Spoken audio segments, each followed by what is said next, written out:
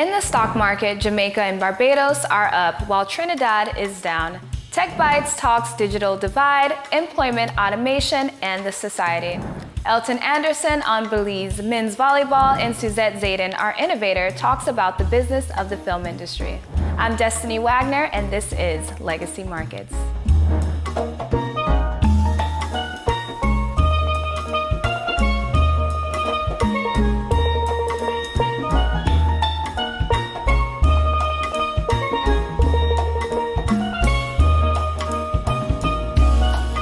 Good night and welcome to Legacy Markets. I will be your host for a weekly show, the newest source for intelligent and unbiased coverage of money, business, and the economy, both at home and in the Caribbean region. We will be looking at Belize and the region's tech industry in the segment Tech Bytes with our special contributor, Janine Hamilton. And we will have weekly discussions on the synergy of business and sports. Now we join analyst and co-host Abby for the weekly business headlines and the latest news on the Caribbean stock markets. The Jamaican Stock Exchange advanced by 4 basis points from the previous trading week. The top 2 winners were Jamaica Public Service Company, up by 11%, and Epley Caribbean Property Fund, up by 10%. The top 2 losers were Key Insurance Company Limited, down by 15%, and Epley Preferred Shares, down by 11%. Gary Pert, the fund manager of Mayberry Jamaican Equities, MJE, encourages investors amidst expectations of interest rate reductions in 2024. MJE recorded a $33 million profit for 2022, but encountered a $14 million loss in the third quarter of 2023. So, if you're a shareholder of that firm, this might not be good news. In Trinidad, Agostini's Limited has declared a dividend of $1.10 per share, establishing a record date of December 29, 2023, with shareholders anticipated to receive their payments on February 1, 2024. On the downside, however, the Trinidad and Tobago Stock Exchange declined by 70 basis points from the previous trading week. The top 2 winners were JMMB Group Limited, up by 4%, and Agostini's Limited, up by 50 basis points. The top 2 losers were Angostura Holdings Limited, down by 15%, and the West Indian Tobacco Company, which was down by 1%. The Barbados Stock Exchange advanced by 9 basis points from the previous trading week. The sole winner was Goddard Enterprises Limited, up by 2%, and our sole loser was Emerald Deposit Receipt, down by 1%. In Barbados news, the pressing issue of underfunded private pension plans demand immediate attention. Dr. Kevin Greenidge, the Central Bank Governor of Barbados, highlights that out of 248 registered occupational pension plans, 1/4 face underfunding concerns both as a going concern and on a solvency basis. And in Belize, our domestic bank rates, as of October 2023, mortgage rates stood at 7%. This is an increase by 26 basis points from a year ago, and our term deposits declined by 5 basis points to fall to 2.1%. So that's it for the stocks and our headline news. Destiny, back to you. Thanks, Abigail. Now for a brief commercial, but when we return, more on the economy.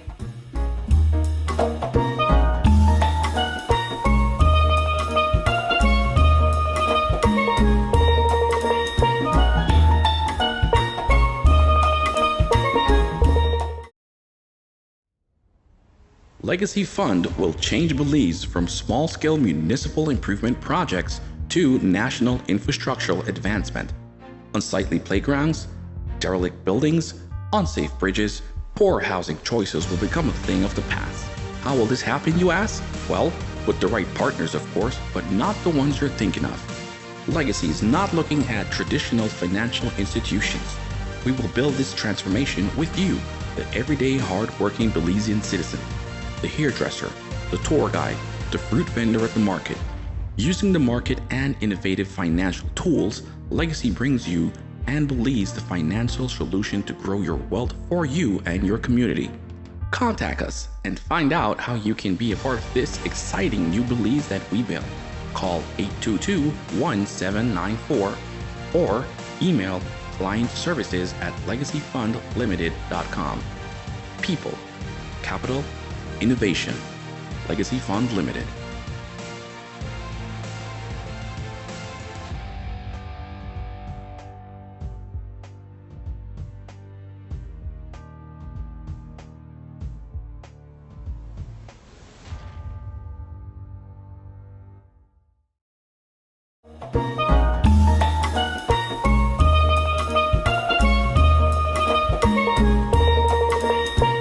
Thanks for joining us on Legacy Markets. This show is centered on finance and the economy, and tonight we want to talk briefly about some of the key issues currently affecting the country. Today, we are talking about sugar. The sugar industry is one of the largest contributors to the country's agricultural output. In 2022, the Belize sugar industry produced approximately 179,000 metric tons of sugar, a minor growth of 0.9% from the previous year. The controlled retail price of brown sugar is 50 cents per pound and 75 cents per pound for white sugar. In September, reports surfaced about a shortage of brown and white sugar in Belize, gaining significant attention in October, where the sugar shortage was particularly pronounced in the western and southern areas of the country. Reports highlight the challenge of controlling the volume of sugar crossing borders through various channels, including distributors, grocery stores, and both locals and foreigners. To gain a deeper insight into the impact of this sugar shortage, we have in our studio Dr. Philip Castillo, and joining us on a Zoom call is Mr. Sean Chavarria, Director of Finance at BSI ASR. So welcome, gentlemen. It's a pleasure to be here. Thanks for having me. So the first question is this the first incident where a sugar shortage has occurred in Belize? No, it isn't. I've been with the company 18 years now, and this is the third time I've encountered this situation during my time here. And when it's been observed, it's because of two things. One, we either see sugar prices in our neighboring countries is much higher than it is in Belize, or two, or the sugarcane crops in our neighboring countries saw a significant reduction and therefore a shortage in these markets. And so what we're seeing in this year is actually a combination of both factors, particularly in Mexico. Mexico saw a significant reduction in their crop. Their average is around 5.8 million. This past crop, it reduced to around 5 million tons of sugar. And so that's a massive reduction in their production. And what it resulted in is a significant increase in sugar prices across the border. Now you combine that with the fact that in Belize, we have a price control for both plantation white and brown sugar. And those control prices are significantly below what is obtained in the neighboring countries. So it creates this incentive for traders to come here to Belize to buy the sugar that is cheaper, and even with the additional transportation costs, they can make a profit by selling it in these markets. So we're seeing it this year. We've seen it around 2014-15 and around 2011. At that time, the price of sugar had increased as well, and the prices in Belize were much lower than the market prices. So it's not the first time we've seen it in Belize. And I think unless we change the way the pricing structure that currently exists in Belize for sugar, until that changes, we will continue to see this happen in the future. Okay, thank you so much for your insight. And you mentioned about people crossing the borders and purchasing our sugar here because it is a bit more economical to purchase in the country of Belize. But what is the extent of the problem of cross-border purchases contributing to the documented sugar scarcity in Belize, and which districts will experience a greater impact from the shortage? Where we initially heard the reports first was in the western and southern district, and that makes sense because of its proximity to the western border with Guatemala. But even more in the last few weeks and the last couple of months, we've seen that push up to the Belize district and now even in two northern districts where in shops in Corozal and Orange Rock are also complaining that they can't get the sugar. So again, it just shows you that where demand exceeds supply and there is sufficient margin for people to make a profit, they will find the product. They will find a way to get their hands on that product because the trade is lucrative for them. As a comparison, an equivalent 25 kilo bag that we sell here is 38 Belize dollars. It currently fetches a price of around 88 dollars in Mexico, and so you have a margin of about $50 per bag to make by selling it across the border. And so that's a lucrative amount for traders, and that is what causes the incentive for them to come here because they can buy so much cheaper and then sell it for a higher profit across the border. So the underlying problem is that we have a price control for a product which is selling well below the market price. And the one that is even more pronounced is brown sugar. You mentioned that the price control is 50 cents. Actually, it's lower. The price control is 39 cents. So what we sell the sugar for here at the mill is 34 cents. But I know in most places in Belize, the minimum price that you will see brown sugar being sold for is around 50 cents per pound. And so that shows you the extent of the margins that people are making for brown sugar. White, yes, is more closer in terms of what we sell it here at 66 cents versus the retail control price of 75 cents. So there's a smaller margin to play with. But now that white sugar is selling for much higher across the border, then even white sugar, you're seeing shortage in the marketplace. Okay, so you mentioned supply and demand. So would it be feasible to just increase the supply of sugar to meet the local demand? It's not that simple because if you think about it, Mexico is a market of 5 million tons of sugar. And the two mills combined in Belize produce around 180,000 sugar. So that is a massive market that we have across the border that is, in a sense, dragging the sugar. So producing more won't fix the problem. What has to be fixed is the price control that currently exists. In the case of brown sugar, the price has been fixed for 23 years. I mean, that's a really long time. Inflation has been cumulative over that time, maybe close to 40%, yet the price of sugar in Belize hasn't moved for 23 years. The last increase for plantation white was done in January of 2016. And in that year, when the price was adjusted, you saw a reduction of around 30% in sales to the market. So that shows you the extent at that time of how much sugar was probably leaking across the borders, because again, the price here in Belize was so much lower than neighboring countries. So we do see what has taken place before. When there is a correction in price, it stops that leakage that occurs, and then the market becomes more balanced. It's more reflective of what the true demand for sugar is in Belize. Okay, so what support is needed to make sure that the market is balanced and to address the issue of sugar scarcity? I think definitely the price needs to reflect what are the market conditions and more closer to market prices.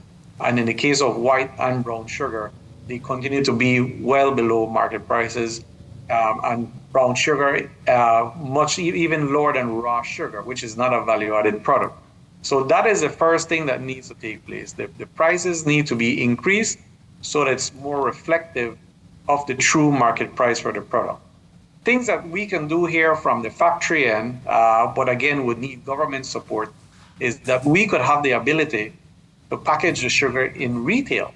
And if we package it in retail with our labeling that says it's produced by BSI, produced in Belize, that makes it more difficult for the traders to come here and purchase that sugar and sell it across the border. Because if it's one thing buying it in industrial, which they can use in different processes, but it's another thing buying it in a retail. You can't buy this retail sugar and then go across the border and sell it in the supermarkets because that's when it will, in a sense, be picked up by the authorities. So packaging in retail is another solution, but again, to facilitate that, the price control would have to be removed so that we can recover the cost of the additional packaging to make it increase the value added component of the product.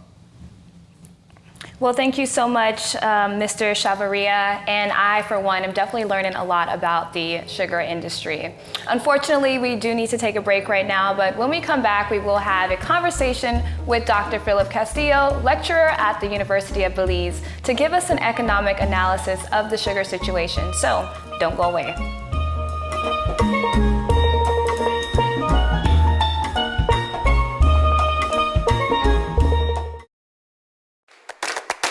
Are you interested in diversifying your investment portfolio while maintaining a low-risk profile? Are you the smart, sophisticated investor that is seeking greater interest return on your investments while investing in your city? If you are, then you should invest in the Belize City Council's municipal securities. The Belize City Council offers both short and long-term securities that are attractive financial market options, which provides the investor with greater social added value satisfaction. You ask why? Because your investment in the securities are reinvested back into the growth and development of your city by way of infrastructural development, streets and drainage construction, parks, playgrounds, bridge rehabilitation, and much, much more. Let's look at the key features of municipal securities. First, they are tax-free. This means more of your money stays with you. You will enjoy greater interest yield without any tax deductions. Second, our interest rates of 4.5% on municipal papers and 8% on municipal bonds easily surpasses current financial institutions' interest rates on savings. Municipal securities are also a great investment in your retirement. The faster your money grows, the faster you reach your retirement fund goals. The municipal paper and the municipal bond are both tradable and transferable investments. This means that investors can get their money back before the maturity date by selling their securities to a third party. Lastly, investing in municipal papers offers investors a steady stream of income. You will receive your full interest earned on a quarterly basis until the maturity of the paper. To learn more about the Belize City Council's municipal securities and how you can invest in your city, call our financial advisor, Alpha Capital LLP, at 822-1794. Email at securitiestrade1@alphacapital.bz or give us a call at 227-3073. Your Belize City Council, always about the people.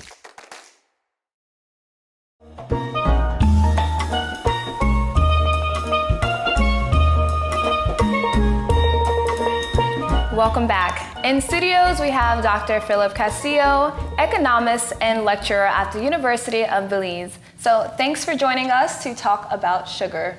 Thank you. So Dr. Castillo, culturally, this is the time for us to be baking for the holidays. Christmas is coming up as well as New Year's, so the pastry industry is booming. So we would like to know your opinion on the sugar scarcity.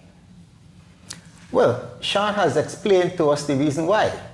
We have huge countries to the north and north and south of us, with large populations buying substantially greater quantities of sugar. Guatemala's population is around 16 or 17 million. Mexico's population is well over 100 million. And what we're hearing from Sean is that those countries, the sugar production fell in those countries, and then they're demanding sugar and they're making it up from contraband products from Belize. I see that as a huge problem. But in the short run, there's very little that Belize can do, because if there's an incentive for Belizean sugar to be sold in Guatemala and Mexico, I see that continuing. Okay, so as an economist, do you see a chance for BSI and sugar producers to collaborate with relevant authorities to address the reported sugar activity? Well, from what I'm hearing, to the best of my knowledge, BSI is already collaborating with the government, meaning that BSI would inform government about the quantities being produced, and government knows that.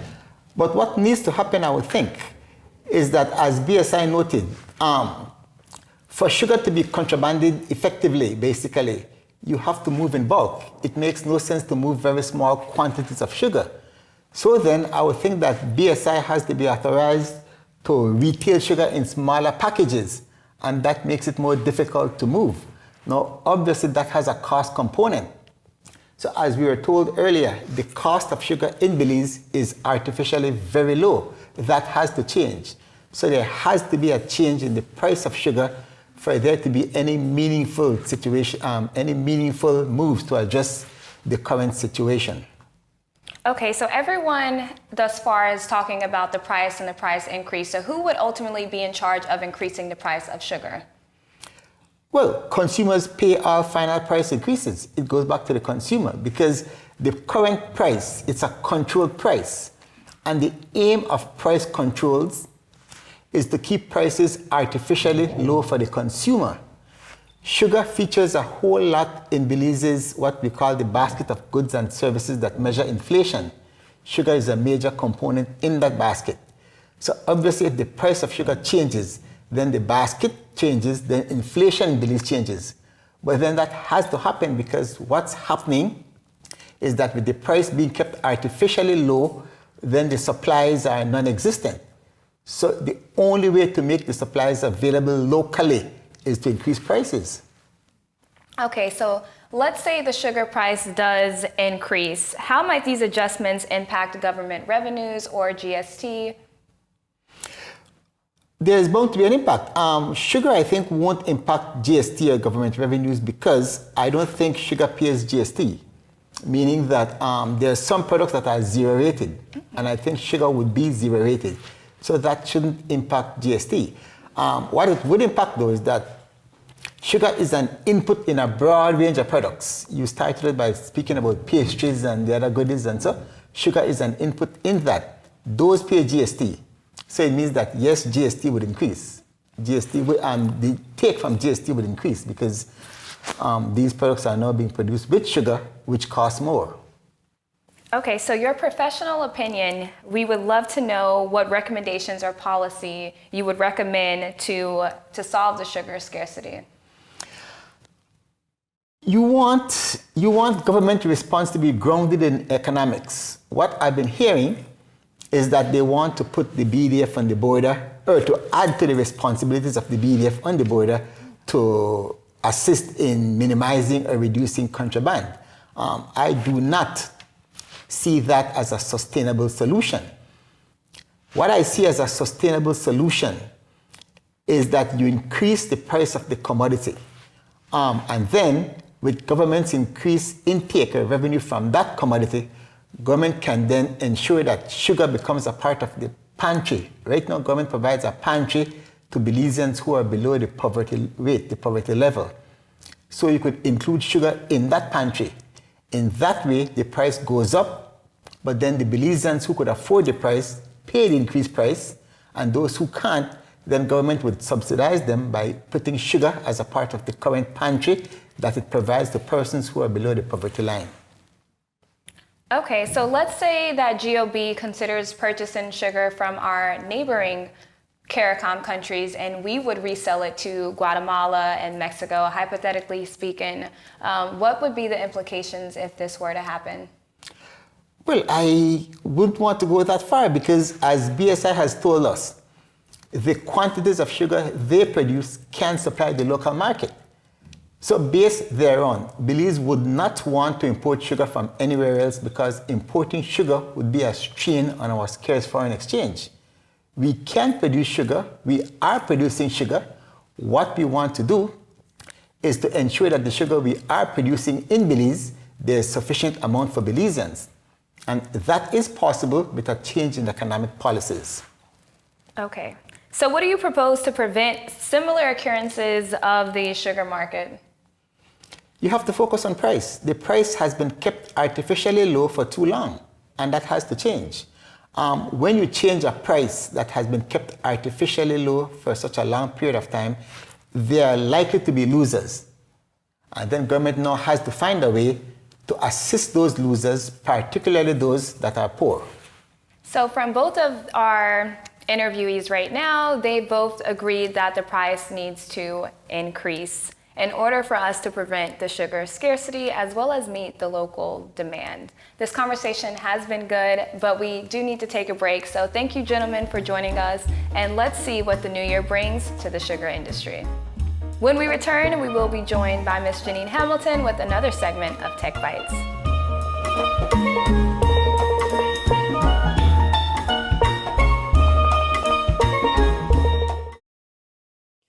Welcome to City Pulse by your Belize City Council. Join us on an exciting journey through the heart of Belize City, where we showcase the transformative initiatives shaping our resilient community. Our commitment to the people is unwavering, and our city's progress is built on solid foundations. At the beginning of this year, we pledged to rehabilitate 90 streets. Proudly, we've completed 71 streets, or 36,431 linear feet, which accounts for an impressive 78% of our commitment. The Council has made significant progress. Among these, 23 have been concreted, 26 have undergone rehabilitation using the chip and seal method, and an additional 22 streets have been further enhanced, being filled or topped up with materials such as hardcore or all-in, demonstrating our commitment to improving our city's infrastructure. But we're not stopping there. We've identified 41 more streets that need our attention. We are projected to meet 100% of our 90-street commitment 2 months ahead of schedule, accounting for an unprecedented 54,829 plus linear feet of road rehabilitation completed within the last 10 months. This transformation is fueled by a $6.9 million budget allocation, with 59% coming from municipal papers, 41% from the Council's operations, and support from our valued partners. Stay connected with City Pulse and witness the journey of a brighter, more connected Belize City. We're committed to your future. This People's United Party City Council is always about the people.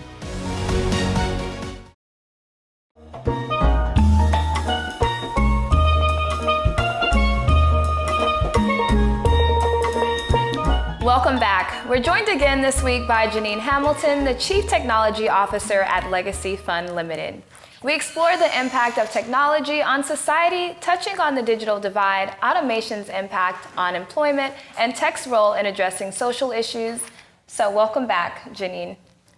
So last week we had an exciting conversation about digital currency, and it's amazing to hear that Belize is not staying too far behind.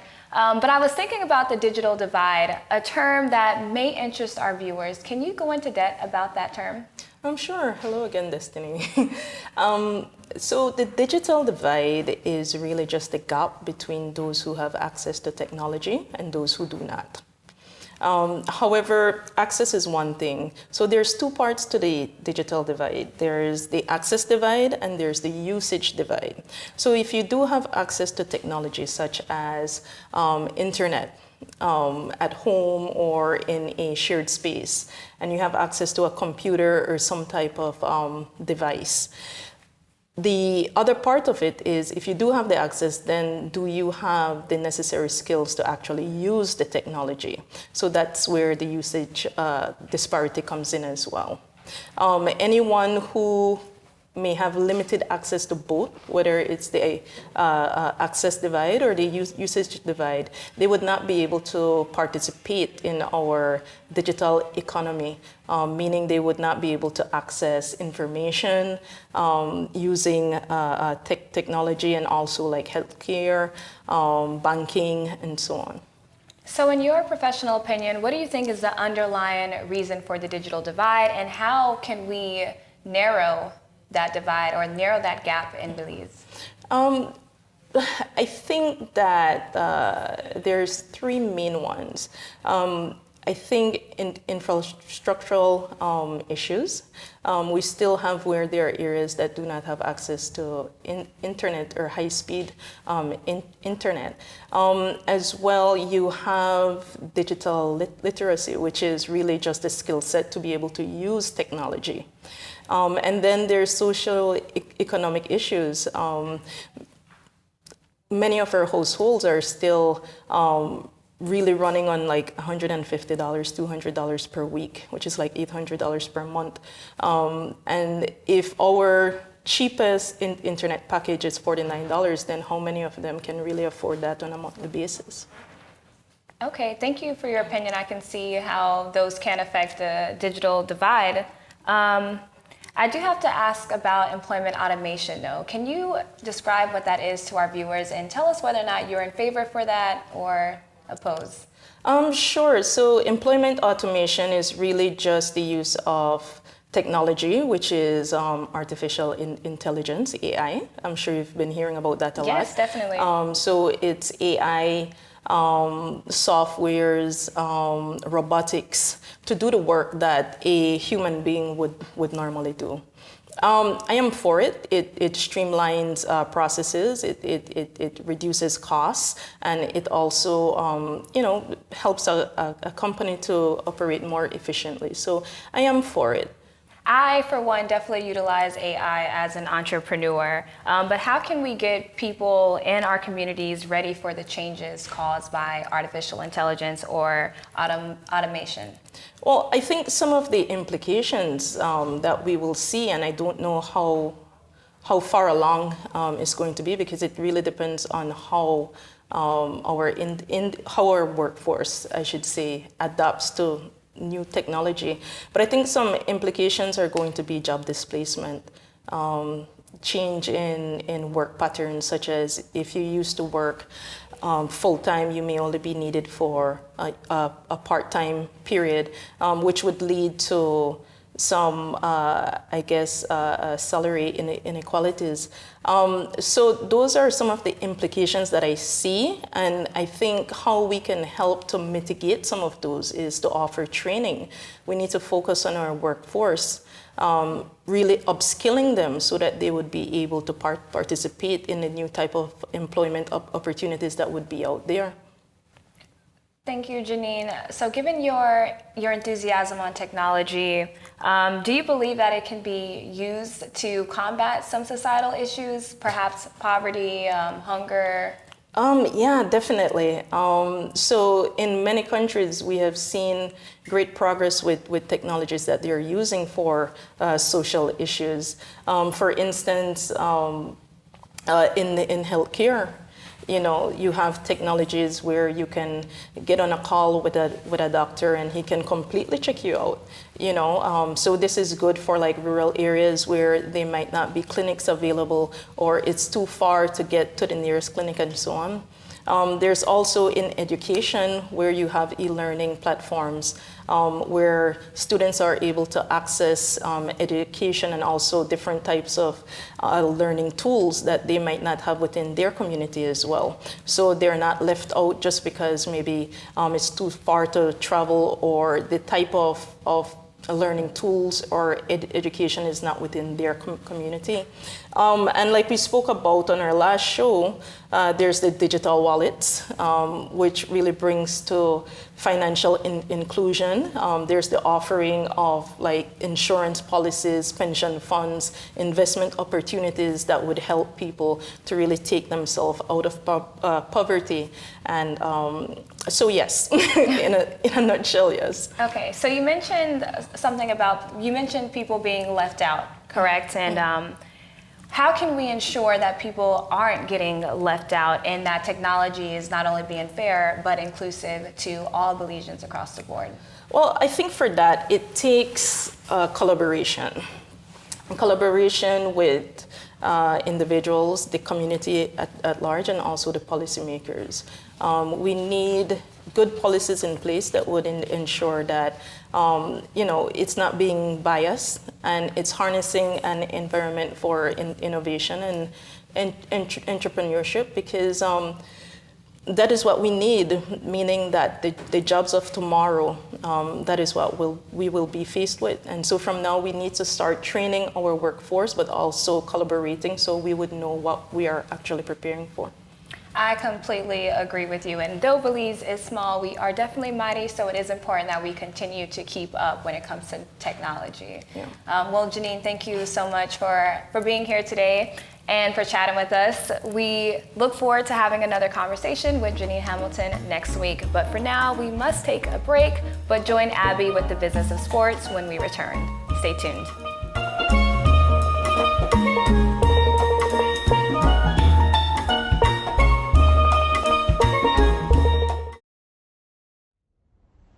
Legacy Fund will change Belize from small-scale municipal improvement projects to national infrastructural advancement. Unsightly playgrounds, derelict buildings, unsafe bridges, poor housing choices will become a thing of the past.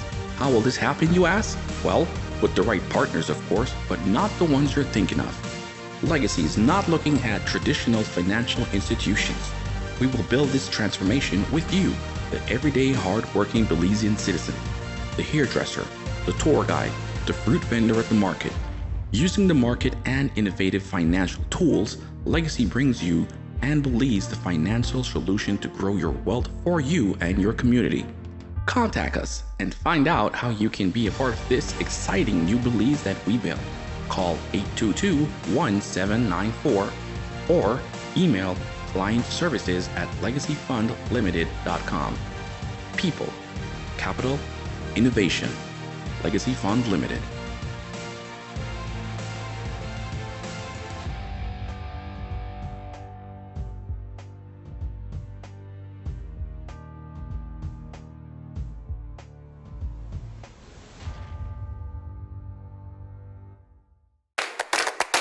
Are you interested in diversifying your investment portfolio while maintaining a low-risk profile? Are you the smart, sophisticated investor that is seeking greater interest return on your investments while investing in your city? If you are, then you should invest in the Belize City Council's municipal securities. The Belize City Council offers both short and long-term securities that are attractive financial market options, which provides the investor with greater social added value satisfaction. You ask why? Because your investment in the securities are reinvested back into the growth and development of your city by way of infrastructural development, streets and drainage construction, parks, playgrounds, bridge rehabilitation, and much, much more. Let's look at the key features of municipal securities. First, they are tax-free. This means more of your money stays with you. You will enjoy greater interest yield without any tax deductions. Second, our interest rates of 4.5% on municipal papers and 8% on municipal bonds easily surpasses current financial institutions' interest rates on savings. Municipal securities are also a great investment in your retirement. The faster your money grows, the faster you reach your retirement fund goals. The municipal paper and the municipal bond are both tradable and transferable investments. This means that investors can get their money back before the maturity date by selling their securities to a third party. Lastly, investing in municipal papers offers investors a steady stream of income. You will receive your full interest earned on a quarterly basis until the maturity of the paper. To learn more about the Belize City Council's municipal securities and how you can invest in your city, call our financial advisor, Alpha Capital LLP, at 822-1794. Email at securitiestrade1@alphacapital.bz or give us a call at 227-3073. Your Belize City Council, always about the people.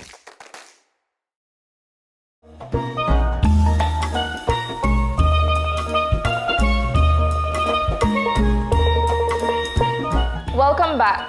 Today we're diving into the world of volleyball. The Belize Volleyball Association was formed in the early 1980s and became affiliated with the Federación Internacional de Voleibol in 1984.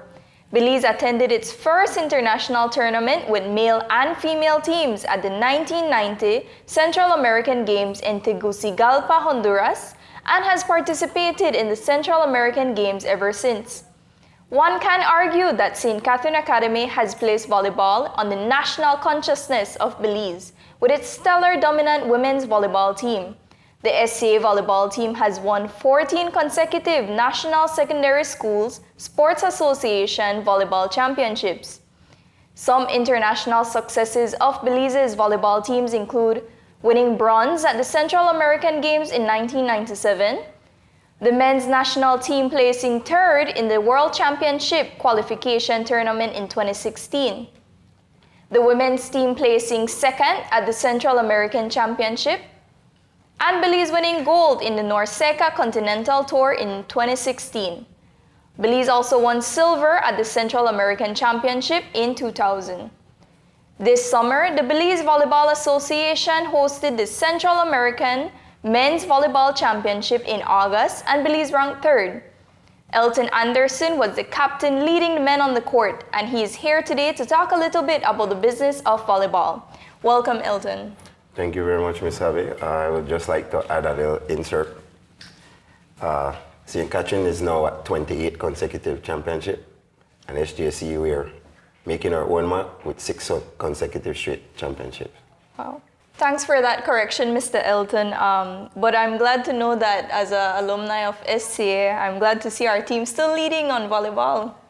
So this summer brought 2 tournaments to Belize volleyball. There was the men's and females volleyball tournaments. I know you were working hard as the team captain on the national team. So can you give us your perspective on preparing for the game physically, financially, and so on? Well, preparing for the game physically, it was a bit rough. We had 2 training sessions on court, one in the morning from 6 to 8 and the other in the night from 6 to 9 p.m. Most of us had 3 sessions because during the lunch period we would go to do our strength training at Body 2000. So we did as much as we can. The coaching staff had a wonderful training plan, and we executed perfectly. Sounds like it was very grueling on your body, no? Physically. Yeah, it took a toll, but at the end, receiving a medal, we believe it was worth it. So let's take a look at volleyball at the national level. How would you define Belize's volleyball? Would you say that it's at an amateur level right now, or would you say that we're on our way, or we're at the semi-professional level? Well, I honestly believe we're at the semi-professional level. When we were at the amateur level, that was about 5-6 years ago when we just showed up at tournament and all team just wanted to play Belize first because they consider it as an easy win. Now we're winning medals consecutively now. We have a number of guys in America playing ball, so now we're at that semi-professional level that nobody really wants to play Belize now. So we're now starting to become the champions, the ones that they're gonna fear. Yeah, well, that's what we want. Our main goal right now is to try to dethrone the reigning champs in Central America, which is Guatemala. They have been winning consecutively for about 20 straight years in the male. Okay. What are some of the obstacles that you see when it comes to creating a professional league for volleyball? Well, one of the main issues is finance. A professional league is somewhat $150,000 to run a league. I say that because I know some figures from the basketball league, being that I have some friends that own a team. We would like to see a Belize elite volleyball league, but we know that we're getting there. It won't happen overnight. It starts with the little national tournaments that we're having. Every country or every district in Belize now has the right to host a national. So with the help of venues being built in these municipalities, we can now think about a Belize Elite Volleyball League. Okay, let's say that we were able to remove the financial barrier, right? And we can create this league for volleyball. What would you say that there would be a league separate for women's volleyball and one separate for men's male volleyball, or would it be a league for both women and men? Well, I would like to see a league for both men and female. I believe the female deserve just as much as us.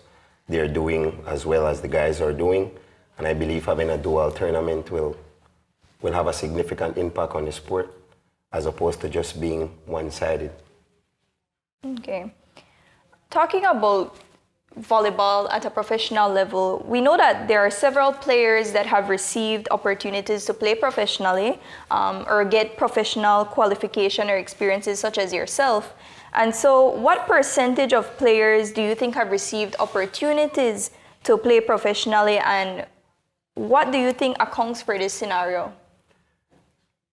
Well, there's only a handful of players that have been granted the opportunity to play internationally. I have only known of one so far, Mr. Brighton Cad, who received an opportunity to play in Finland in the professional league.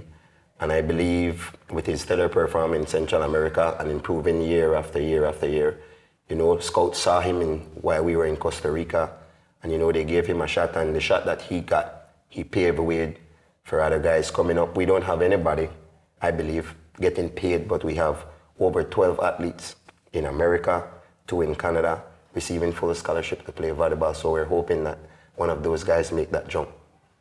Yeah, we truly hope to see him reach that far.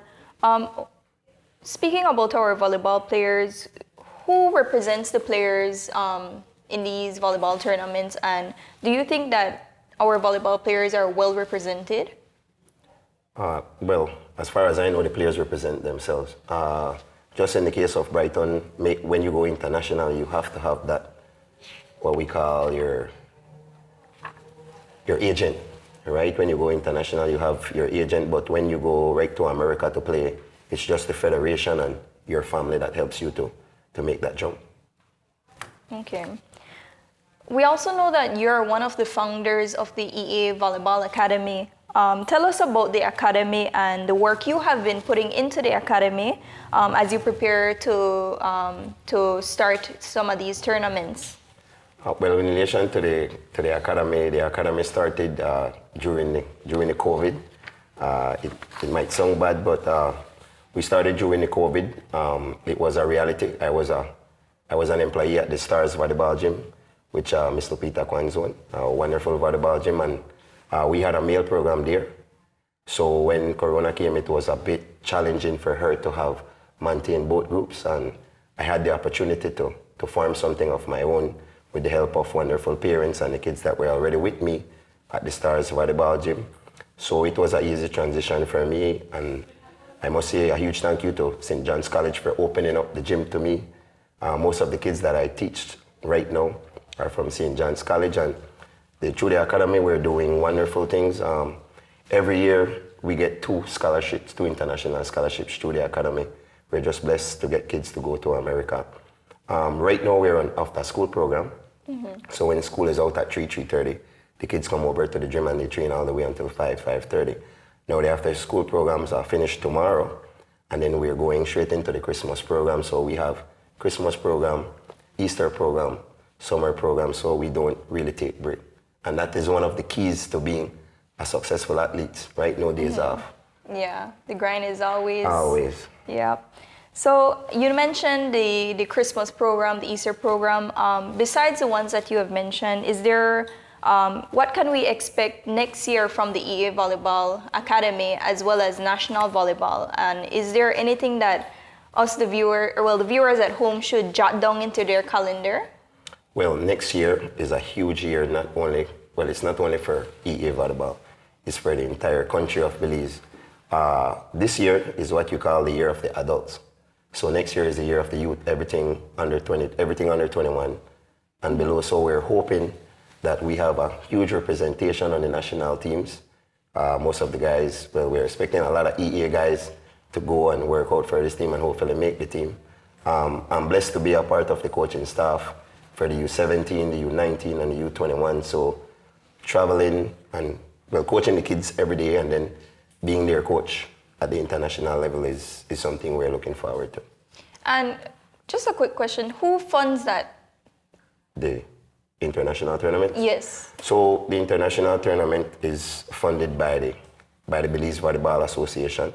The Belize Volleyball Association is not blessed like the Football Federation, who has this huge international fever bucketive behind it. So our president is always reaching out to the business people, right? We have sometimes that we do little drives to raise fund. And then we're just blessed with a lot of wonderful parents who contribute. What I would like to see is the government do more for sports. Right? When I say do more for sports, offer more scholarship to these kids, you know, to have them not burden themselves. So that's my take on that, to have the government to do more. Right? And is it a challenge to really get the support from the government to fund or support these tournaments? Well, an international tournament like the one that was held here is almost $500,000. So you're looking at one federation to source all that. Luckily this summer, the government intervened, both Minister Mala from the Tourism Ministry and the Minister of Sport, Mr. Ferguson. They came through and blessed the federation with a little donation, and a lot of the business people came on board, and I believe it was a win-win for everybody. Well, Coach, this has been an excellent conversation, but we do need to wrap up this segment, and so I'd like to thank you for joining us today, and I can't wait to hear more from the EA Academy. And we at EA would like to thank you guys for having us, and we're waiting for the next opportunity to come and share more volleyball with you all. Thank you. You're welcome. When we come back, Destiny will be sitting with our Innovator of the Week.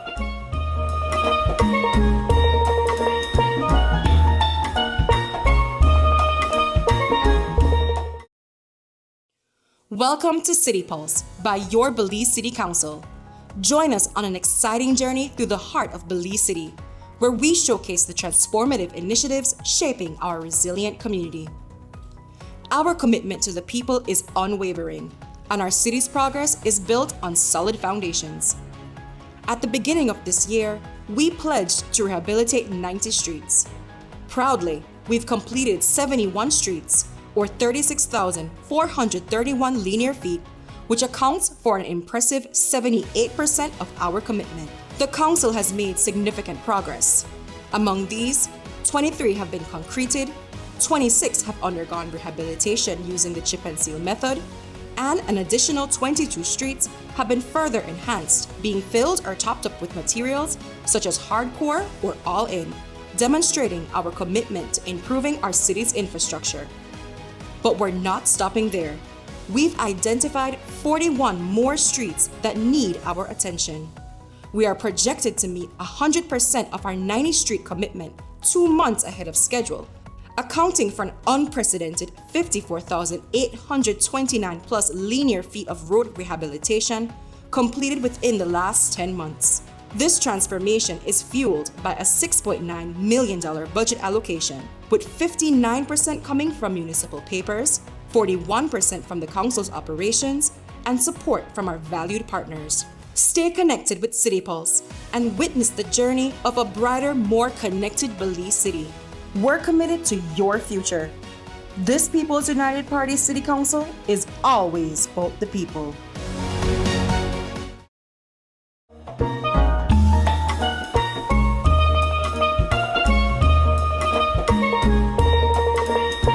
Welcome back, and thank you for tuning in to the Legacy Business Show. This program segment will showcase a Belizean entrepreneur making significant waves in the Belizean economy each week. These are forward-thinking individuals who are pushing boundaries and breaking barriers. This week, we continue seeing the fruits of the orange economy, where the Belize film industry is making waves. Last week, we spoke to Audrey Wallace about her challenges in the media. This week, Suzette Zayden goes a bit deeper and talks about a new industry in Belize, the film industry. Suzette Zayden is a Belizean film and TV producer recognized internationally as a passionate advocate for promoting Belizean, Caribbean, and Central American cinema via her brainchild, the Belize International Film Festival. So, Suzette, thank you so much for joining us here on Legacy Markets. Thank you for having me. Of course. Can you tell us a bit more about your work in TV and film in Belize? I started when I was about, in 1990, when I was about 18 years old, as an intern at Great Belize Productions. That was the parent company for Channel 5. The television station had not started yet. And so I got, it was kind of my summer before going off to study. And so I began working. I got fascinated with the idea of television. I was going to go do a journalism degree. And I did this internship, and I thought it looked a lot more exciting. Back then, the idea of journalism was you're going to go sit in a room and write, and you wouldn't see much people. It would be kind of maybe boring. Exciting on content on the paper, but not as exciting socially, I guess.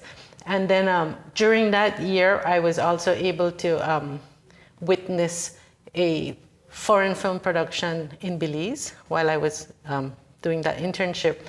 And I thought it was huge. It was huge. It was like 30 people working on 16 seconds of a 30-second commercial. And I was like, wow, what kind of thing is this that so many people could be working?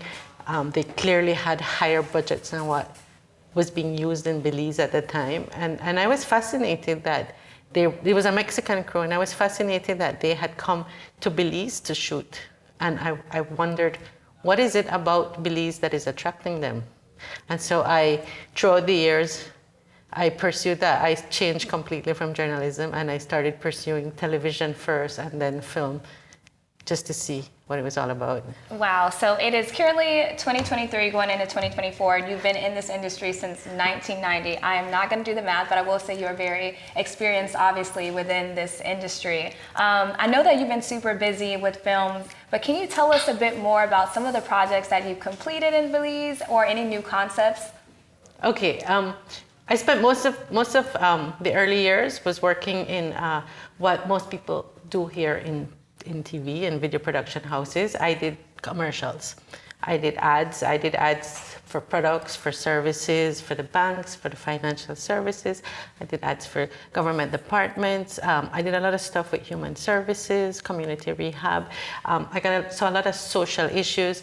And then I did a lot of work for the environmental community. So I was able to travel this entire country, film it from underwater aerials before drones. So we would rent a plane and take off the door, and that's how we shot aerials back then, and by land. So I was very lucky to have been able to participate in a lot of projects during my time before I actually branched out and started looking at film properly. And then I worked in broadcast TV as well. So I was part of the crew behind that would do the technical production of the news in the early days. And then I also worked with Crime Television, setting them up. And I was the head of production over at Bel Carib for a while. But then I went on, and I felt like there was something missing. I still had not seen that one time back in 1990 when I saw this big production come.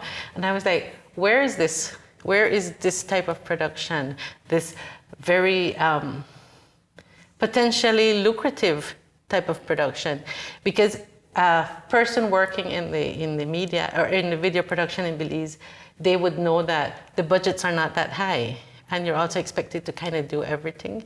You are expected to be the writer, the director, the producer, the camera person, the editor, and then I had this memory of a production where there was a camera person, there was an assist. There was like 2 assistant camera person. There was a producer. There were assistant production coordinators. There was a whole food section. It was like, wow, this is different. This is big. And so I finally found somewhere that I could go and study film production, and that was in Cuba. And I did that for 2 years. And I was lucky enough to go to this school where they were explaining to us that our objective was to return to our country and proceed to either strengthen the film industry or create one where it didn't exist. And in Belize, at that time, the film industry per se did not exist. And so it has been pretty much my goal for about since like 2001 to try and get that started. So is there anything that Belizeans can be excited to hear about the film industry next year in 2024? Do you have any projects that are ongoing? Okay. Give us some information here. Okay, so so basically, what we started to notice when we started to push for the film industry was that studio films, back then studio films were a thing, and those would be the big budget films, but they would come like once every like 7 years. And so people did not really pay any attention to an industry that, you know, brings about $1 million, but once every 7 years. And so there was the film commission that was put in place to try and attract more films. And so I worked there for a while. I'm not there anymore, but what we had noticed then was that what was coming were small productions. They would come like for 2 weeks, less than 30 days. But they would come, they would do survival type shows, they would do stuff like a lot of National Geographic, because, you know, Belize has such wonderful environmental assets. But the creative work was not like the fiction, the feature film was not quite there. It's not very common. But I would say in the last 2 years, I'm sorry, there were some feature films back then, but they were very low budget. Maybe what you would call B films. Okay. And but they were being done. The budget was low, but it was a good training. It was a good opportunity for Belizeans to train, because when the budget is small, they're not as fussy about the skill levels that they are able to use. And so it was an opportunity for quite a few Belizeans to get their hands or their feet wet, so to speak. So now what happened is, this is an industry where relationships matter, where networks are made.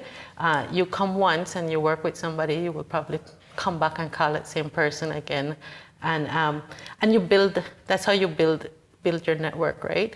And so what happened is, about 2 years ago, one of these producers from the B film era had gone on and also improved his conditions. And so he called me one day and he says, I'd like to do a film in Placencia. What do I do? I said, well, let's get started. And so I would say last year, we filmed a feature film for Hallmark called Caribbean Summer in Placencia. That's his company. His company, what they do, they're like a broker. So there are lots of these companies out there where the networks would call them and say, listen, we need some movies of the week. We need about 5 movies of the week. And so what they do is they pretty much produce it, and they will produce in Belize, they will produce in Mexico, they'll produce in the Philippines, they'll produce anywhere. So you want to keep these people on your radar, because then if you treat them nice and you give them proper incentives, they will come back. But we were lucky enough, there are no incentives in place for any foreign productions right now. We were just lucky that this was someone who had been to Belize and knew, okay, you guys are flight 2 hours away. I noticed you start putting in direct flights from Canada.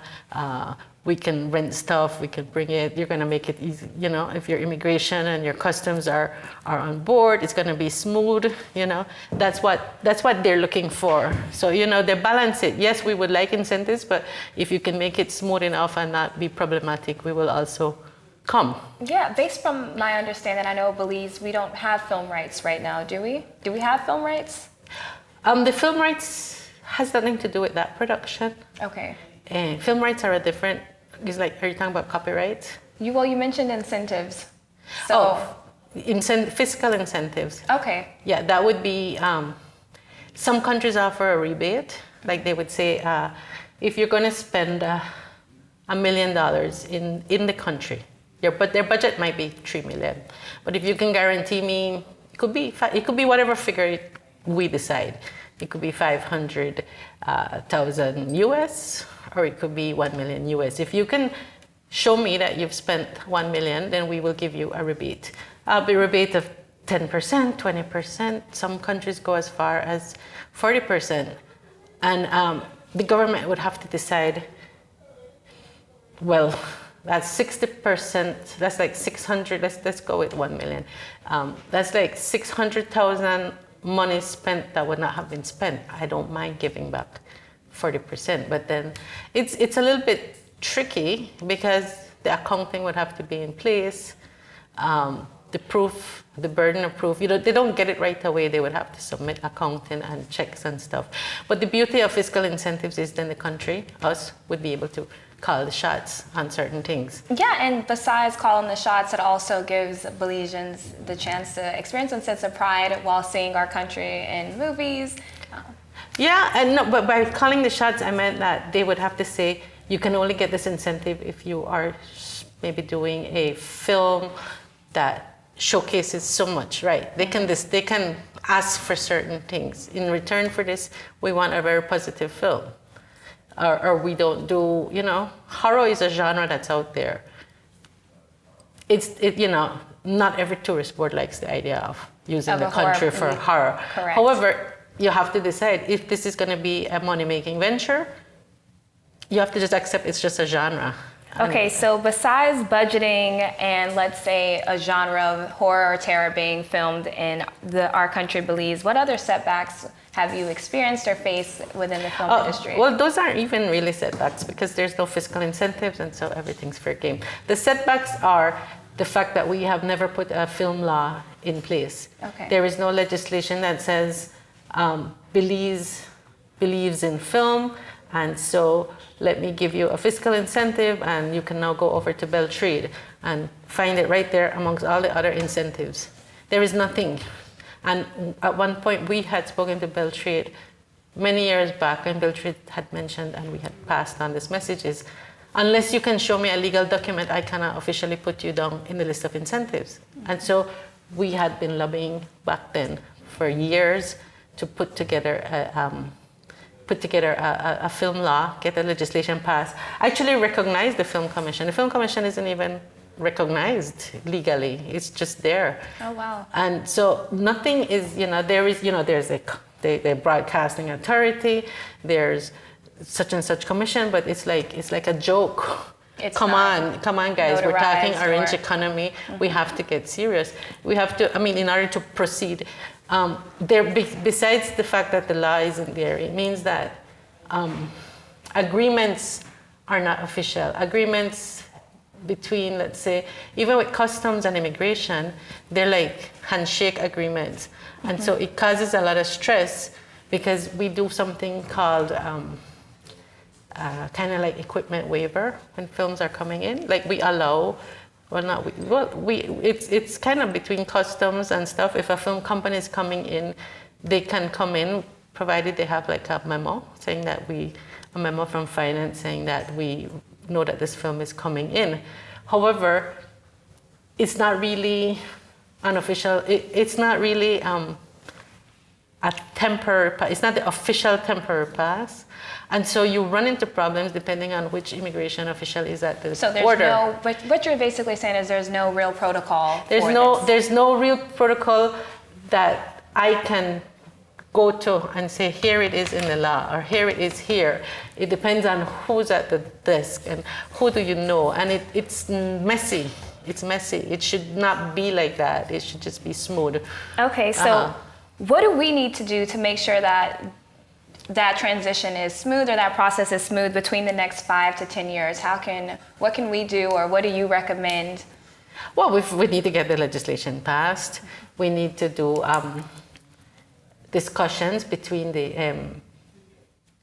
those who are actually working on the ground and those who pass legislation, because the film industry, that is the part that makes the money, that would make the film industry look appealing to the legislators, the international productions that come here and film, because these companies that come into this country bring money to spend. They're not taking any money out. They're just bringing money. They're just injecting capital in because they're coming here just to make the film and go back. And then you also have the local creatives. So we also, within that law, has to take into effect that there are people like Colorblind. Mm-hmm. There are other production companies. I have my own production company for the lands as well. And we are creating local content. So the legislation cannot only be looking at incentives for the foreigners that are coming to shoot here. It also has to look at incentives for the local people to make stuff. And then there's the issue of copyright.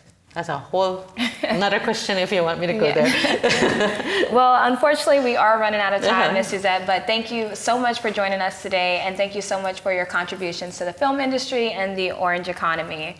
And that's it for today's show. Remember to join us weekly on Tuesdays at 7 p.m. for another episode of Legacy Markets. For now, we want to say good night, and remember, together we create a legacy of a better world.